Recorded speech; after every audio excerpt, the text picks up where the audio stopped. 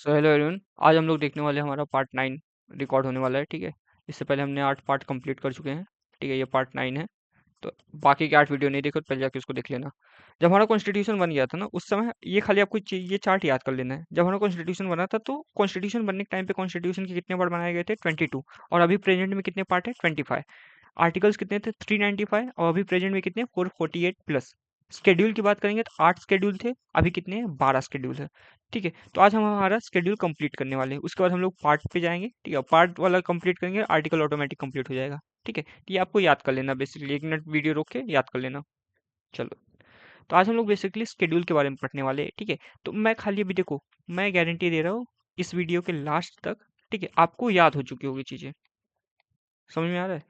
तो खाली इसको वीडियो को देखते जाना है, जो पहले स्टार्टिंग में बता रहा हूँ उसको, और जो चीज़ जिस पे फोकस करने बोलूंगा वो फोकस करना उस पर। देखिए, जो हमारा फर्स्ट शेड्यूल आता है ना, वो बात करता है name of state and UTs with their territorial jurisdiction. मतलब समझो, महाराष्ट्र का मैप अगर ऐसे है तो महाराष्ट्र का जो ज्यूरिसडिक्शन यहीं तक है। ठीक है, समझे? महाराष्ट्र का ज्यूरिसडिक्शन गुजरात के अंदर नहीं जाएगा, मध्य प्रदेश के अंदर नहीं जाएगा। सेम चीज उनका ज्यूरिसडिक्शन इसके अंदर नहीं आएगा।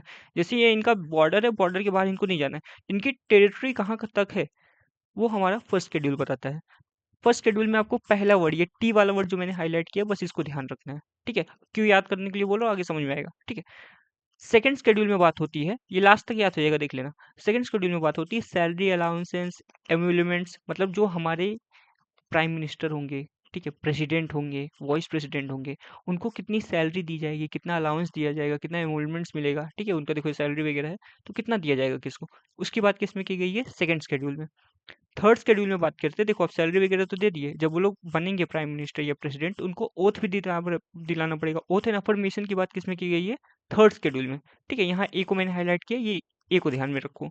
ठीक है, फिर फोर्थ शेड्यूल में बात की गई है allocate seats for state in Rajya Sabha, जो आपकी राज्यसभा है। ठीक है, तो राज्यसभा में किस स्टेट से कितनी सीट जाएगी। ठीक है, उसकी बात किसमें की गई है? फोर्थ शेड्यूल में। फिर आता है हमारा फिफ्थ शेड्यूल। फिफ्थ वाले में बात की गई है administration of schedule and tribal areas. यहाँ आपको एस को ध्यान में रखना है। ठीक है, शेड्यूल एंड ट्राइबल एरिया का एडमिनिस्ट्रेशन कैसे हुआ, इसकी बात किसमें की गई है? फिफ्थ वाले शेड्यूल में।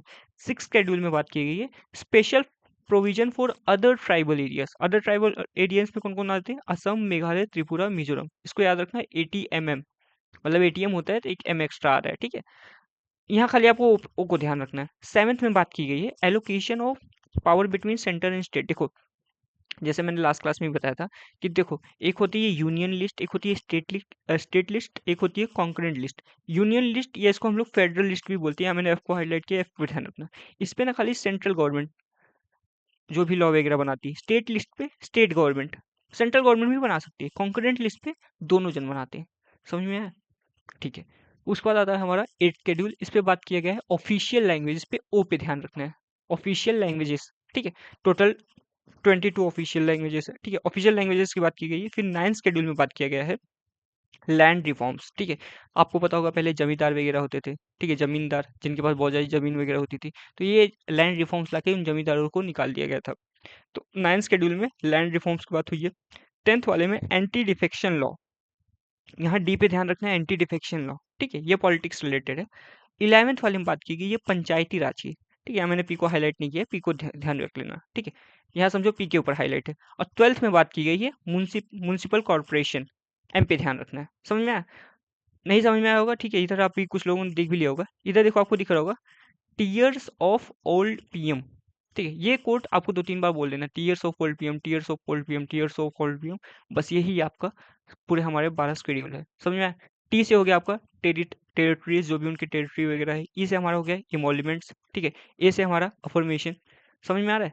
बस इसको आपको बार बार कर लेना है। आर से क्या है? राज्यसभा वाला। एस से शेड्यूल एरिया, ओ से अदर ट्राइबल एरिया, एफ से फेडरल लिस्ट, ओ से फिर ऑफिशियल लैंग्वेज, एल से लैंड रिफॉर्म, डी से डिफेक्शन, पी से पंचायती राज, एम से म्यूनसिपैलिटी। समझ में आया? बस ये tears of old PM, tears of old PM, ये ध्यान रख लेना है। बस 12 शेड्यूल में यही हमको बस ट्रिक से चीज़ें याद होनी चाहिए। चलिए, थैंक यू।